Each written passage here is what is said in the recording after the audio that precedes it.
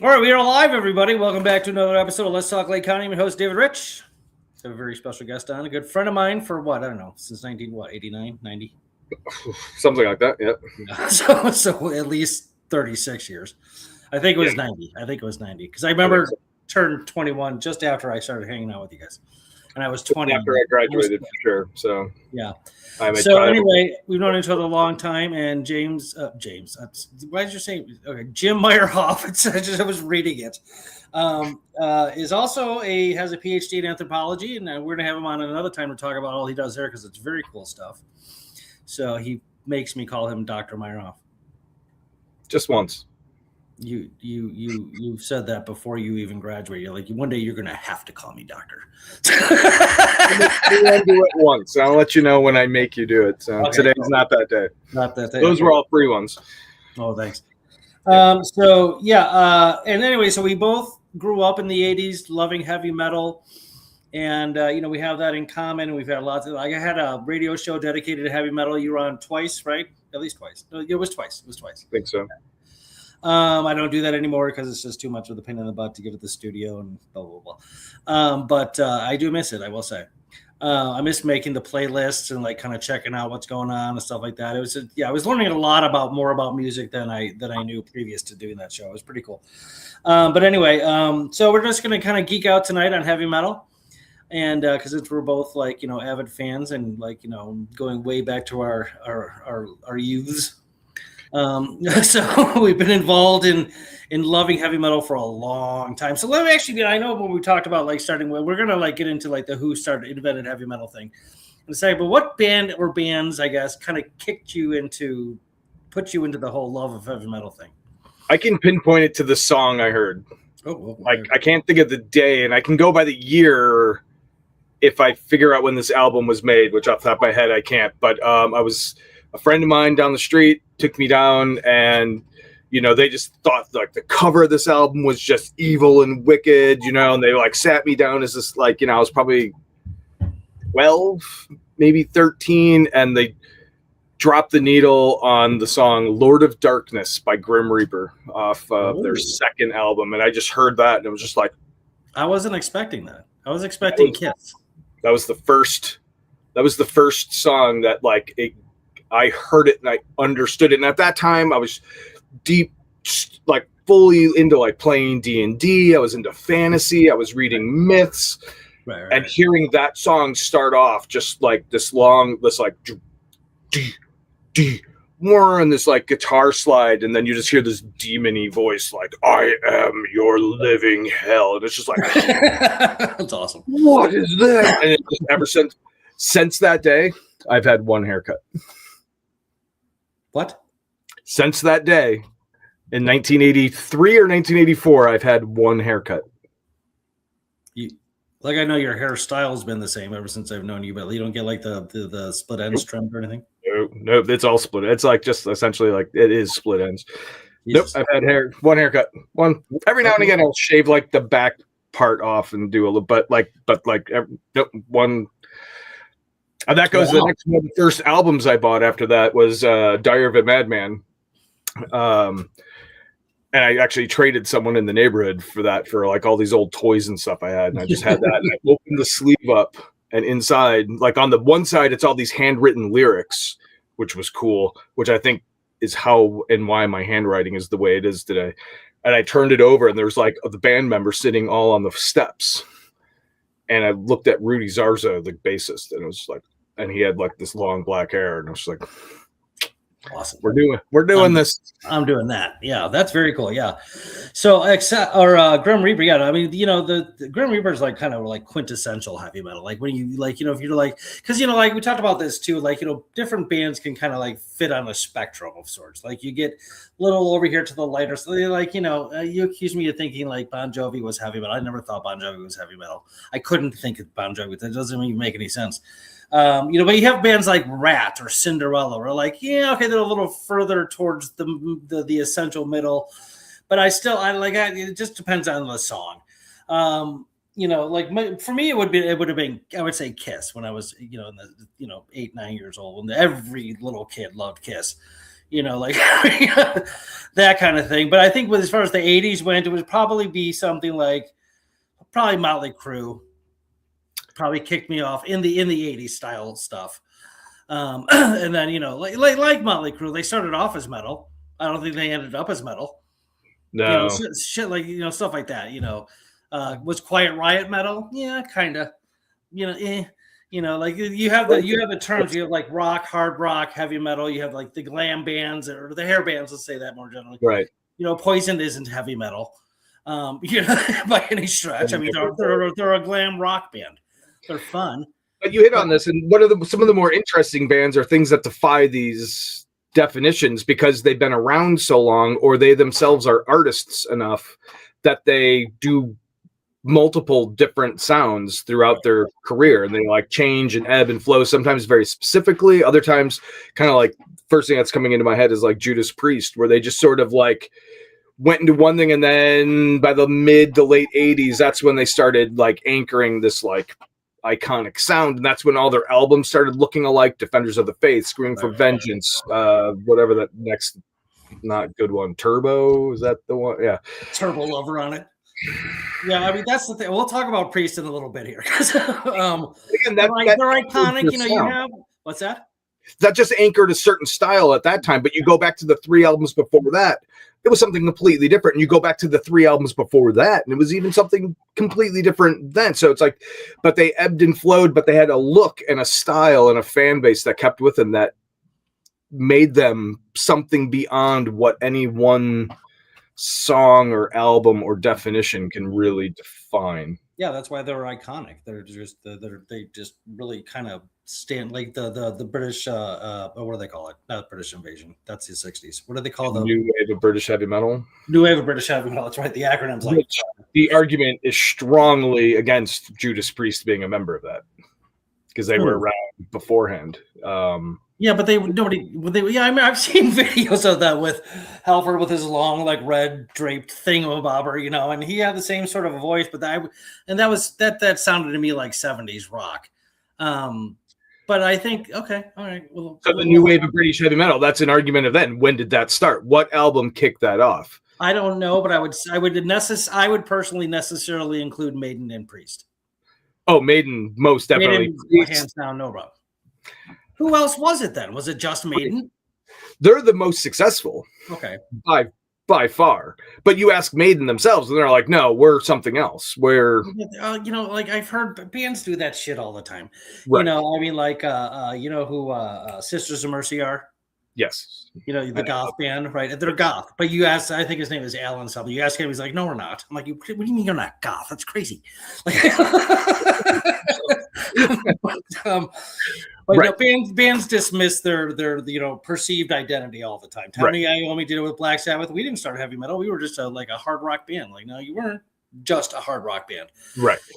You know, you did their own thing. And if Maiden is doing that just to be, you know, humble or even fake humble, or just they want to be unique, you know, but they definitely and that the big argument is that Killer, or even the first you know, Iron Maiden with Paul Di'Anno, that many people argue is the first true new wave of British heavy metal. But there was stuff before that, the year before that, like Saxon was putting out this album, and a lot of people go to that one. That Saxon album started that, you know, and specifically with like production. They're producing an album. There was bands before that doing this, and there was a whole music scene going throughout London and throughout England at the time. You know, but like Saxon got the contract, they got their album out, and that started it. You know, it's the same thing with the punk movement going back even further. You know, the Damned got their album out first, and it's like, look, they were the first successful punk band, despite the Sex Pistols, Clash, all these other people are doing stuff. You know, forgive if I am getting a few bands or times wrong, but other people were doing stuff. But you know what, the Damned got that album out first for whatever reason. It became successful. Everybody thinks the Sex Pistols kicked off punk rock, and I think the Damned is a good argument.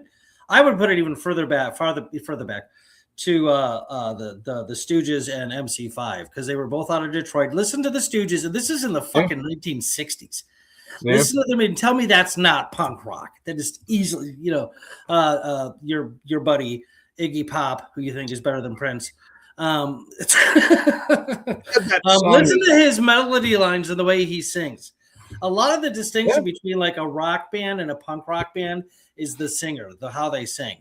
You listen to the beginning of a song, and I'll wait for I'm like, I don't know the song. I'm like, I'm waiting. As soon as you start singing, I can tell if it's a punk rock band or if it's just a typical rock band. Right. Well, yeah. And that's, this is getting a little off your original topic, but this is another thing that makes those first 2 Iron Maiden albums so unique and so wonderful, because Di'Anno, the original singer, he was a punk singer. So you had this new metal sound, and that whatever Steve Harris was making, which Saxon did not have, but that whole the Iron Maiden gallop and all that. Then you just had this weird punk singer on top of it, Di'Anno, who's like, what is going on with this guy? And he was also doing the lifestyle and everything else that was going on with punk and like what the metal scene would turn into, which is why he only lasted 2 albums. But so that weird fusion, people, if they don't really delve down into those albums, they should really hear it for what it is. This is either it's that metal punk fusion, and it happened in those 2 albums, and it's something glorious. That's interesting, because there was a massive different separation of those 2 genres. As far as like if you liked metal, you were supposed to not like punk, and so back, that's what I remember in our cliques. That kind of thing, just like, if you liked rock and roll, you weren't supposed to like disco, like shit, like there's always like this competition between genres and shit like that. And then eventually, like you see, like, you saw like Faith No More, that had a kind of heavy metal sound, and then they would rap over it. Like that kind of brought hip hop and metal together. And, thrash kind of brought the punkers and the metalheads together more, because it kind of blended the 2 a bit. Yeah, so no, it's really interesting. I just remember like how clicky the 80s were. There's a friend of mine who hopefully he's watching, Dr. Ridge, a friend of mine, much younger than me, but he, like, all the music that I grew up with in the 80s, all this metal stuff, where I picked and choosed what I liked kind of based on the social scene that these bands were doing.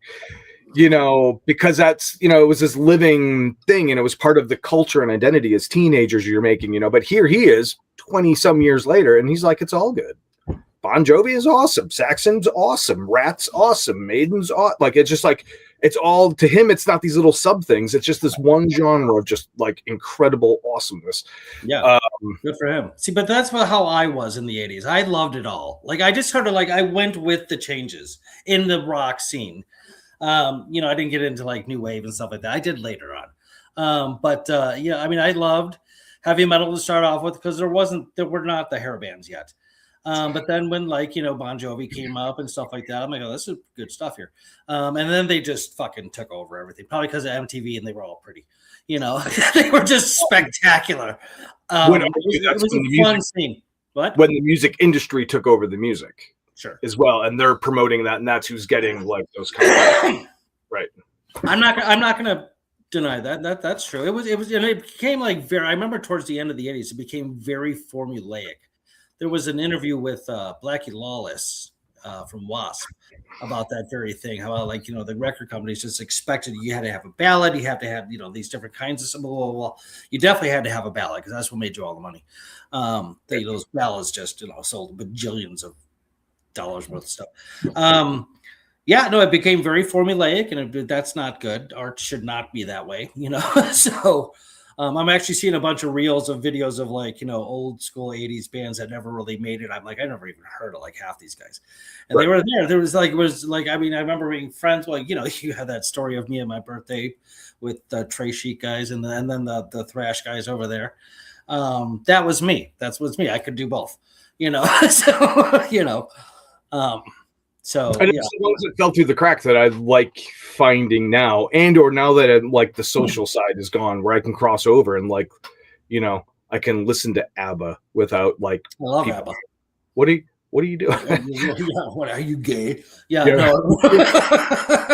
ABBA's awesome. 80s. Yeah, a life without Dancing Queen would be a sad state. I love that song.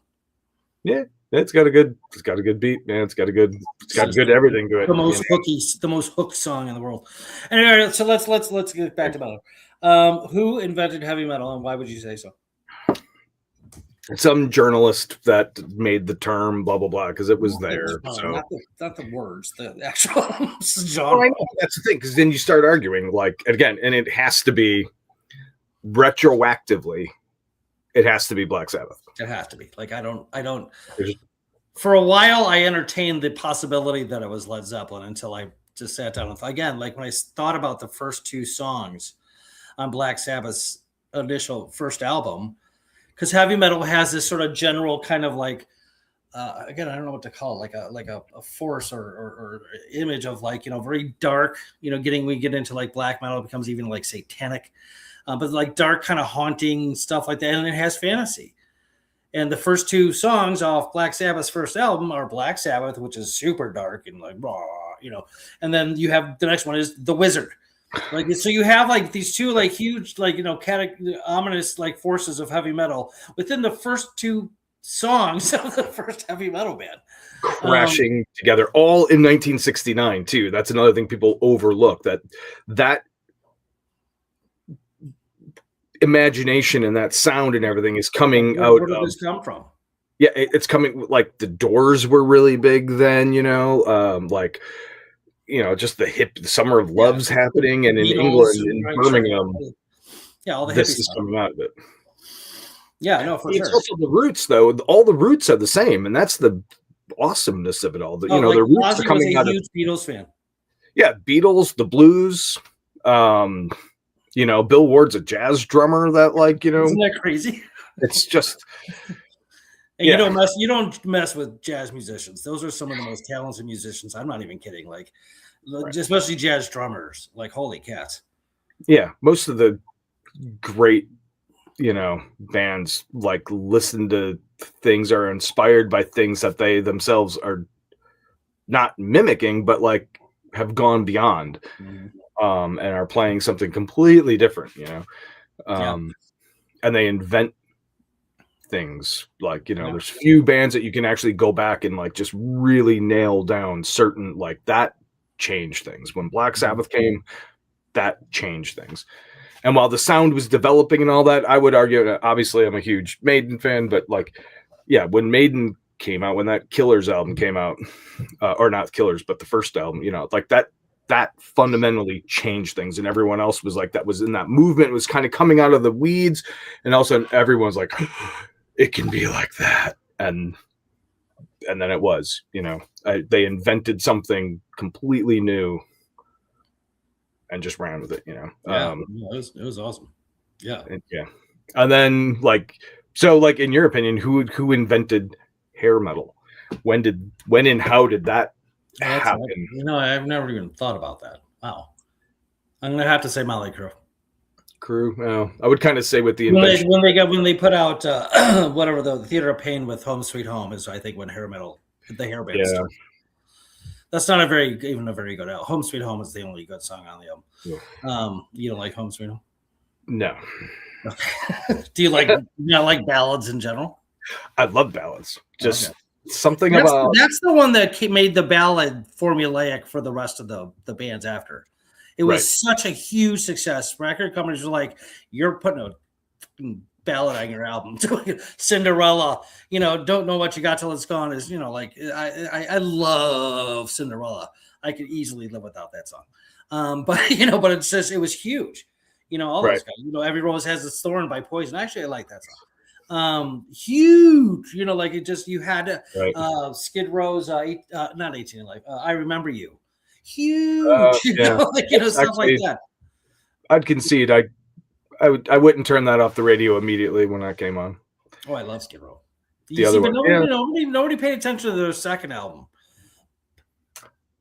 No, Power Slave is Iron Maiden. I always do this. Slave to the Grind. It's heavy, man. It's heavy. Yeah, it's cool.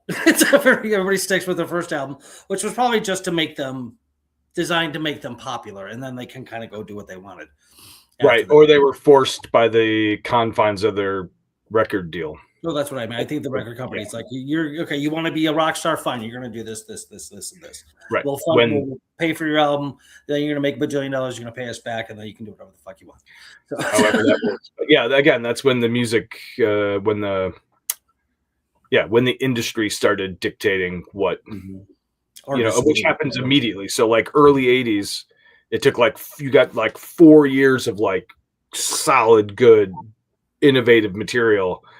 And then everything shifts and music industry takes over. Everything 1984 and beyond is just hair metal. It's sort of. It's all the same. And then even the greats, then most of them fall into that trap where they're like, we gotta sound like that. Or some of them that are strong enough and can survive it are then just inspired by it. They hear this new type of music, and it kind of just changes the way they start writing and all that, and that's what I think happened with Maiden, kind of with Seventh Son. That album, you get a lot more synthesizer. They kind of got a little more poppy. Then by the next one too, they definitely just have these hits kind of there that don't really sound like anything else. Ozzy Osbourne's the Ultimate Sin album. Not only did he go for the entire look of the 80s, with the hairspray, the glittery blouse or whatever he was wearing, the red sequin thing, but the perm, that was I like that album. It wasn't his best of the first 4 albums or his 80s albums, but there was some good stuff. The first 3 are perfect albums. Every song, boom, boom, boom, boom, boom, boom, boom. Then you get to Bark at the Moon, and you're about 75%. And then you get to Ultimate Sin, and there's that song's okay. That one's. Bark at the Moon is his 3rd album, dude. That's right. Yeah. Sorry, the first 2. Okay. Blizzard and Diary. Right. Perfect albums. And Randy Rhoads is nobody to be messed with, man. What band was he in before he joined Ozzy? Quite right. Yes. All right, nice. Okay. Who's I think the song "Bark at the Moon," that riff, man, great song. Just gets me. I think that was the first song I played on my first radio show. I think I love that guitar. Dude. Right, and those. I wish I had the playlist in front of me. There's another track there that's Steal Away. Is that on that one? Steal Away the Night. Yeah, it's a good one. Your favorite Ozzy? To my girlfriend, if she's ever watching this. So whom? April. Oh, hey, April. Steal Away. Does she like heavy metal? She goes to the Iron Maiden concerts with you, but she does that out of love. Yes. And she understands it. When she was growing up, her sister was really big. So again, it's this thing when you're in the process of it, you can't sometimes judge cultural consumerism based just on what they are. It comes with a package of identity and everything else. So her sister was really big into it. She remembers her sister listening to Judas Priest and all really early. So to rebel, she kind of didn't. Like that, but she kind of did she went to Dio concerts in the 80s, and so she knows it and likes it, and she's but she just drop the needle and listen to Grim Reaper? No. Did she go to me? Did she go with me to a couple Grim Reaper shows in London? Yes. So I didn't know that. I went to their third, they released an album not See You in Hell. I can't even think of it. But recently they put out an album. It might have been their last album. They had the big record release party at this metal club in London called the Underground. Nice. And she set it all up. She got ticket. We all went. It was it was awesome. That's I think the album's called From Hell, or at least that's the single from it, which is See You in Hell is from the early 80s. See You in Hell, yes, that was and then Fear No Evil. And then they did a couple other. There was one other of the classic lineup, which I don't really know that third album very well, but it got a little bit of play. Part of it was in a sound. Part of it was in a movie back in the 80s. I can't. This is some B movie about people locked in a prison or something. I don't even remember. But it got some play. But then everything dismantled, and then of course Beavis and Butthead utterly destroyed them and had a lot to do with the destruction of that had band. some sort of influence on anything. It's the dumbest cartoon ever. Okay. I disagree. I kind of like it. Look, I'm not saying it wasn't funny. It was my brother and I, you don't have a force. We used to get stoned and watch some Butthead, but it was only because we were too lazy to change the channel. It was so dumb. But it was funny. Yeah. But they, they were able to point out the absurdity of a lot of these music videos, and from everyone, from not just the metal ones, but when the metal one came on, that when they just pointed out these things are just absurd, and you have to accept it and just own it as being part of it. It's all this theatrics and and Patton Oswalt has that awesome bit on where he describes 80s heavy metal. If you haven't seen it, I recommend just type in Patton Oswalt heavy metal and just goes anyway. And his whole bit. Is he a fan? Oh yeah, totally. But at the same time, he understands its absurdness, and he's just if you liked 80s heavy metal, guess what? You're gay. Yeah, that's it. All these men running around. There's no women in the crowd anywhere. It's just these. He just goes off this whole thing, and then this absurdity of these super groups with these. Just Google it, and then we'll come back around to that later. It is. Yeah. Okay. Yeah, and it's just, but you just have to own it and enjoy it, and Dio's running around stage with this little sword fighting plastic dragons and stuff. So you had Spinal Tap as kind of a mockumentary of that very thing, right? This is kind of silly, guys, but it's awesome at the same time. The music was awesome, and the musicians were extremely talented. You don't mess with 80s guitar players, man. No way. Or drummers or bass players or sing. The voices. I mean, Rob Halford and Bruce Dickinson. Holy shit. Jeff Tate from Queensryche. Are you fucking kidding me, dude? That voice is unbelievable. And even people Bon Jovi had a fine rock voice, nothing spectacular. But Sebastian Bach from Skid Row. Holy fuck. These guys just were really talented. And again, towards the end of the 80s, there was a real push. That's why grunge, I think, just took off so quickly, is because there was a pushback against all this commercialism and cheesiness. And, just everything is look at me, look at me, look at me, how I dress, how I wear. The grunge guys are no, I can wear a sweatshirt or a flannel and, be kick-ass too. It was a very interesting transition at the time. But now, actually, a lot of that stuff has come back. The 80s stuff. A lot of people, America loves the 80s for some reason. Yeah, those who lived through it remember it not quite as well. Differently. Yeah, we drank from the fucking hose, and it wasn't fun. Yeah, yeah. Our parents kicked us out of the house until it was time to come home.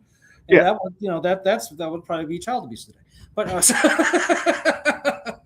anyway, okay. So I want to just ask a small list of questions, and then I'll call it, because I want to have this type of show again. We have a lot to discuss, but so I don't want to discuss too much of it, so we don't have as much to talk about next time. But okay, so we're gonna go with Sabbath as the originators of heavy metal, not the phrase. Any band that claims to be heavy metal will have some kind of memory of the first time they heard Sabbath and it changed their life, and okay, and the industry and everything else. So Sabbath has to be. Some people want to reduce it at the beginning down to a song. Some people think that Helter Skelter by the Beatles was the beginning of heavy metal, and I'm okay, so it's a for the time. It's a intense song. Okay, I get you. Some people, Cream was the first metal band because they were kind of hard, and but Black Sabbath really just brought it all to the table. Everything that is heavy metal is the first album of Black Sabbath. You're damn right. Dark, it's drudgy, has spooky lyrics. It has spooky's a good word. Thank you. Okay. Yeah, or just fantastic, literally in the root of the word fantasy. It has these myths and stories, but a lot of these things were just true things. That song Black Sabbath about the figure standing and the figure in black standing for me. That was L. Geezer Butler writing that. That happened to him. He woke up one day and saw this thing at the end of his bed, and he wrote this thing about No shit, I never knew that. Yeah, most people think this is the ironic thing about all that, because everyone thinks Ozzy's the big spooky one because he was the one singing this stuff, and he ate the bad head. Yeah. Well, that was wasted he didn't know, But it was Geezer was the one writing all that stuff. No, I knew that he did at least the majority of the writing. Yeah, like Neil Peart did the majority of the writing in Rush, or was the predominant contributor. I shouldn't say the majority. Right, which you can see from between the first and second Rush album. There's just like the writing level just went. Okay, is Rush metal? Most people would categorize them as prog rock, progressive, yes, and that they got some heavy shit, man. Right, and it's a good crossover because things, there are Venn diagrams where things connect, because like that first, overture in 2112, that's wickedly metal, but is it heavy metal? And there could be definitions there. Oh, I looked up. I don't think you can separate these terms because I hate terms are just a terminology for these things that are so fluid or they're really hard. They're really hard to peg categorically. Categorically, this is metal.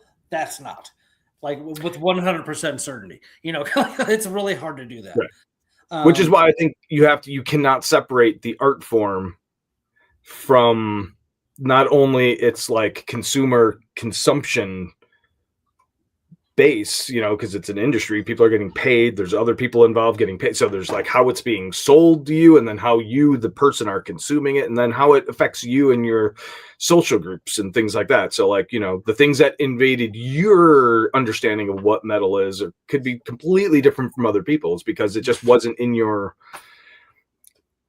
circle, or for whatever reason some things were allowed in and out, so yeah, I've interviewed local metal bands when I had my other show in Round Lake, and they would be around our age, and I'd ask them about the transition from 80s metal to 90s metal, and they're like, no, 90s metal. They didn't say it wasn't metal, but it just would turn into this Slipknot and all these other guys, and Slipknot I think is fine, and. I was, Pantera. Did you know Pantera started as a glam band in the 80s? I didn't know that. Somebody told me that a year or two ago. I was like, what? Google, that's their videos are insane to know that turned into, the people that sang Walk, that's how did, Okay. Yeah. Pantera is definitely metal. Pantera is some kick-ass metal. Dimebag Darrell was an awesome metal guitar player. Yeah. Holy cow. Anyway, okay. So the difference between what's metal and what's heavy metal. I would say I never drew that distinction. So before we started this, I looked up on ChatGPT, I had list of all heavy metal subgenres. Dude, I was scrolling. I just went, I was like, holy cow. I was going in, I was going to read the list. I'm like, there's too much. But I would say heavy metal is, okay, so you have music, you have rock and roll, you have heavy metal. Then you have have thrash metal, speed metal, you have black metal, death metal, doom metal, and then you have all this Viking, Northern European stuff and symphonic stuff going. Some of that's pretty cool. Yeah, I couldn't, but you have the black metal from Northern Europe, and that's very satanic and it's very dark, and bands like Mayhem and Osgaroth, those guys are fucking cool, man. They need to stop burning down churches and shit. But these are medieval churches that I don't think they're doing it anymore. Mayhem's one of the guys. Mayhem killed somebody else. Yeah, there was this battle between, it was nuts. But their music kicks ass. Dark Throne. I love Dark Throne. They're cool as fuck. With the white and black. They're cool. Venom invented black metal in 1978. That's their first, or 79. It was, or at latest 80. That's how far back black metal goes. Right. People will say that the band Death invented death metal. And I've actually asked musicians what the difference is. I always thought that black metal was necessarily satanic and death metal was just kind of sounded like that, but wasn't necessarily satanic. But it turns out there's actually some sort of mathematical, musical reason why they're different. It's something about the drum beat and stuff like that. I'm like, okay, whatever. Yeah.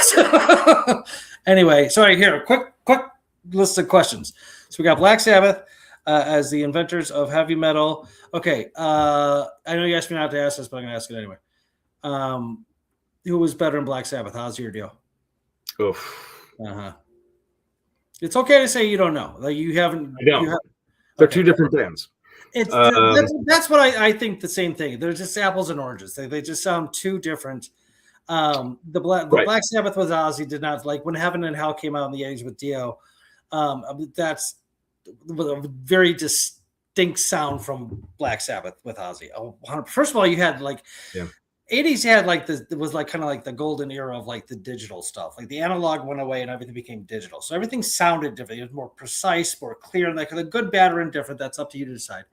But things had a very different tint to it, a very different hue, if you will. But yeah, no, I think you're right. I would say it's apples and oranges. It's like saying with Van Halen, who was better, David Lee Roth or Sammy Hagar? I like David Lee Roth. Okay, that's easy.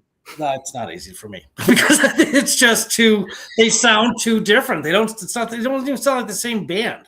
Right, but the difference with that, in my humble opinion, is like the thing about like Ozzy and Dio, like when both they're separate bands, but they're both so incredibly awesome. How can you pick one over the other? The David Lee Roth, it's like one's just not good. So it's like, oh, well, that's easy. I got you. But part of the Dio one is also just the number of albums. You have a much more limited amount of material to go on. There's like the 2 original ones, and then they came back in the 80s with Dehumanizer. Then they came back as Heaven and Hell and did one more album, I think. Did they do 2? I think just 1. So it's like you just have less material to sort of go on, which doesn't. It's not even a fair comparison. Sort of, but then yeah. So, but then that's just also like what's the better Star Wars movie? Which I think it's like, how can anything but the first one be the best? Because it spawned. But that's an argument. I don't know. But anyway. So, but those Dio albums, especially like Dehumanizer. What? Dehumanizer is one of the best heavy metal albums of all time. That's a thing. Yeah, I've heard that before. Yeah, I would have to think about like the best heavy metal album, all that stuff. Because I think of like, I don't know, Metallica. Okay, let me go. First of all, okay, solo careers, Ozzy or Dio. It's almost the same. I wasn't. If one is above the other, they're real close. I would say that. I don't even. Right. I would give it to Ozzy just because Ozzy caught my ear when I was really young. Because I've always been an Ozzy, but I mean, just Dio probably arguably has like the best heavy metal voice ever. Like he just had this essential heavy metal shit. I would just argue as the best voice ever. He can do any genre of music. I think so. You've heard him sing with opera people before. That was you can Google that. Go back to his first name, Nani and the Angels or something. Or there's a song like he was like in a 60s doo-wop, like a doo-wop thing, and it's what that is. It's like his voice is he could like you hear him singing other things with other people, and he could like Freddie Mercury couldn't sing it. He couldn't sing a Dio. He couldn't sing any Dio song. That's true. No, that's so. Everyone keeps them. That's the example. I love Freddie. Awesome. Oh yeah, no, and he had a great voice for what he did. I see what you're saying. Dio could do it all. Like so it goes with that. And I like his lyrics a lot better. And I think it was a little more. I don't know, but again, those first 2 Ozzy solo albums, they're perfect albums, and I don't think Dio ever had like a perfect album. And again, a lot of that 80s solo stuff of Dio, I'm not a fan of. The whole too much synth. I don't like the synthesizer in my heavy metal. Once you get synth in there, like heavy synth like that, to me it turns into something else. But I could be hair metal. But yeah, no, I'm trying to think of the song like where the solo is a synthesizer, and I'm like, why don't you just use a guitar? Like that's crazy. Yeah. Might be Rainbow in the Dark. No, it might be, because even that main riff, in the beginning, it's like just it's like you could have just ripped that on a guitar, that would have right. But it was a time. I mean, again, the digital age. Computers and synthesizers were introduced to everything everywhere. Like you couldn't do anything without it. And he's an artist, so it's like he's an artist. He's like, I did that kind with Sabbath. Oh, now I'm going to do something new and different. And what's everyone doing? Oh, they're doing this. Oh, let's get a band together and do that. So I respect what he was trying to do. It's just that. Like I said, there's that one. synth. I'm like, I've never liked it. The song as a whole is awesome, but right. But then you get songs like all the fools sailed away and stuff, and it's just like, where was that hiding? And so it's like, that might be my most favorite song like of the 80s. I'm not even, that song just like makes me like stop in my tracks. Like it's just, I love that song. Yeah. So anyway, my aunt Terry Schomer is in San Diego. She's watching. Hello, Terry. This is Patrick's and my aunt. Anyway, okay, all right. So solo careers are Maiden versus Priest. Oh, Maiden. Yeah, I mean that's kind of easy for me. I don't know, but Priest is so.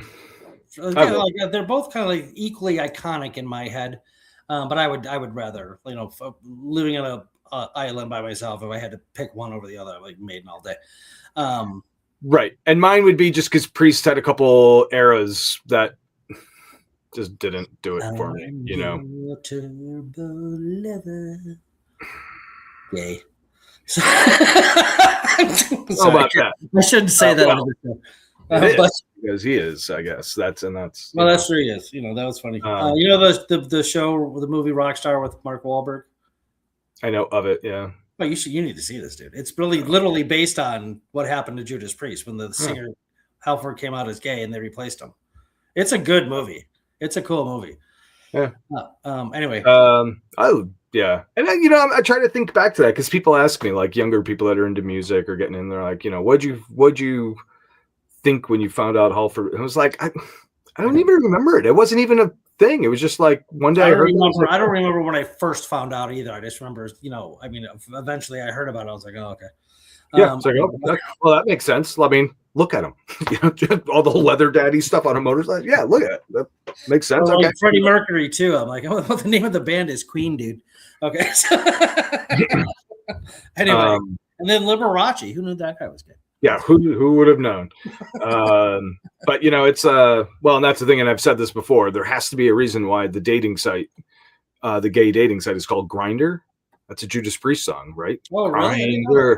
Yeah. Looking for meat. It's like, of course that's what that's there for. Interesting. Am I the only one paying attention here? It's like, but again, after like Turbo, Painkiller, all that, it's like, I didn't care for it, and then they replaced him with Ripper Owens, which was like, I wasn't a big fan of that era, so there was like, when Maiden kind of was more consistently like, they kind of kept for sure. They're always Iron Maiden. They're always like, right. And there was like No Fear for the, or No Prayer for the Dying. That's kind of arguably their weakest album with, Bruce Dickinson. And then they replaced, then he left and they had, Blaze Bayley in for 2 years, and those albums. So it's like they went through the same arcs, but they're all back and they're all like, but they're they were just doing something different. Yeah. So again, I just an Iron Maiden fan. Okay. But I ironically probably I would listen to more Judas Priest nowadays than Maiden, but because you're old and you need the softer stuff. Sort of. Those first three Judas Priest albums that I like the most, which arguably, like, is that heavy metal? Like Rock-a-Rolla, that first album, right. It's brilliant. How people don't, and so many people discount that era of them. So much so, there was an interview with Ian Anderson from Anthrax, and he was like, like Judas Priest. The thing about them is that they come out hard all the time. They always sound like them. Like, have you heard their first album? Like, they don't. They actually got to that sound. You heard their cover of Johnny B. Good? So yeah, which I actually think is kind of fun, just because I like it. Again, I love Halford's voice. Go go, it's pretty cool, and that's just a classic rock and roll tune. Right. So, but nothing. It's not something I would expect from when I remember it first came out. I was like, what? The cover. Yeah, it was for some movie or some stupid movie with Anthony Michael Hall. I do, yeah. There's like a B-side of a Maiden album or a Maiden single where they covered "Cross-Eyed Mary" by Jethro Tull, which was awesome. brilliant. Typo Negative. You ever get into the goth metal thing? Typo Negative's awesome. I mean, wow. I know of them. Steal that guy's voice. No, they covered Cinnamon Girl. Oh, right. Like stuff like that. Yeah. So anyway, okay. So that's a whole nother topic. We'll get to that for another show, especially heavy metal covers. Who's covering other heavy metal songs. That's good. That's very cool. Yeah. There's so much to talk about. Yeah. But okay. Well, last question is this versus that: Metallica or Megadeth? I'm sorry, I did not hear that. Metallica or Megadeth? Oof. For me, that's super easy. It's Metallica, obviously. Metallica might be like if they're not, no, they're definitely top 5 like greatest heavy metal bands ever. Easy. Yeah. Maybe even top 3. Probably top 3. I don't know. The first few albums were incredible. Kill 'Em All, Ride the Lightning, Master of Puppets, and Justice for All. They had the Garage Days Revisited. Black Album. Covers. And then the Black Album came along, and that was definitely a transitional album. This is when they started. They didn't have like these 10-minute long songs with like almost no parts repeating. Like it was again more formulaic. They had like they had a body, a bridge, a chorus, body, bridge, chorus, solo, boom, boom, done. Like most typical song. And that's what made the early stuff so good because again they were mimicking Black Sabbath, or they were copying Black Sabbath that would have like 3 songs all in one, and they would go in and out, and then you would reprise the beginning at the end, and it's just like this. Every song was this epic thing, and then partially like then I found out who these people were, and they started giving interviews, and it's like you guys are just a bunch of wankers. So the Napster thing. They sued their fans and all. It's like just whatever. And I get it, but at the same time, I don't. There's other things. So they lost my attention very quickly. But then going back and listening to it still, I also am not a. While those first few albums were like again perfect albums, where every song on it great. And then it got to a point, the Black Album was like, well, it's mostly, there's a couple I would, and then after that, it's like, then it did that thing where there's like 1 or 2 listenable songs. They lost me after the Black Album. I'll say that. Yeah. And I know that's the thing. You and I went to the Metallica concert. We were sitting in different spots. I remember that. I don't remember how that happened. I don't know. Maybe it was just a coincidence we were going. I don't know. But it was the Black Album tour for sure. Yeah. Yeah. Yeah, I remember the Creeping Death was the thing I remember the most. Die, 30,000, 20,000 people die. I remember I was just like, holy fuck. Yeah. What I really remember from that is of Wolf and Men, when that song from the Black Album.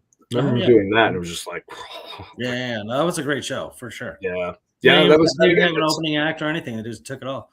Yeah, no, it was cool. Oh yeah, which was also kind of weird. It's like you would want to go and you kind of, see more things, but it's like, oh no, just these guys. I saw Ozzy with Zakk Wylde just joined. So it was No Rest for the Wicked. Is that the album? The first album with the Zakk Wylde, I think. It was me, myself, Jennifer, and Patrick. Patrick fell asleep. He was working like graveyard shifts. Anyway. He didn't have an opening act either. But that's unfortunate, because again, when because when music becomes more than the music and it's part of a scene and an identity, but then also when it's just part of your life, and like when you're spending money to go to see these gigs and like the crybaby, Axl Rose just doesn't want to go out, so he just cancels the show, and it's like. People spent money to buy your ticket. They got babysitters. He was a diva. Right, but they got babysitters. They had people watch the dog while they people like organize their whole life to go do that. And all of a sudden you're just like, it's like, so for sure. That was another one that I just like, So the same thing's going on now that like Dave Mustaine's getting all nutty. It's just like, just the less I know about, the better. Because, Holy War is one of the greatest metal songs ever written. And Holy War? Oh yeah. Oh, the Megadeth. That's another one of those like good metal riffs that's just like holy shit. Like I heard them live for the first time. I was front row. They opened for Maiden. I didn't really, follow Megadeth that much, and I kind of didn't even really want to bet. Like, you had to hold on to the rail early on to hold your spot. So front row, and all of a sudden it's just like right there, and just like, I just remember leaning to my friend. I'm like, "What is this?" So I can find it later. And he was just like, "How do you not know?" Like, I know now. That's the important thing. Yeah. Yeah, no, I mean, Megadeth's awesome. I'm not going to say that they're not. Dave Mustaine, yeah, he's a little whiny bitch too.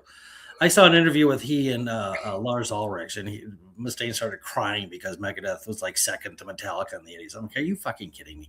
I'm like, you're Megadeth, dude. You're huge. Just relax. And why are you crying? So anyway, all right, I'm going to call it. We have 8,000 more things to discuss, so that gives us the opportunity to do this again. So, all right, thanks for everybody for tuning in to Let's Talk Lake County. Took a break from the madness of the world to talk about heavy metal, baby. So, okay, it was my friend, Dr. Jim Meirhoff, another freebie. We'll be just, catch me tomorrow night. I'm going to be interviewing Lake County board member Isaiah Campos. We're going to be talking about data centers in the area because it is a hot issue. All right, ready? Next time. Yeah. All right, guys. Keep talking. Keep it up.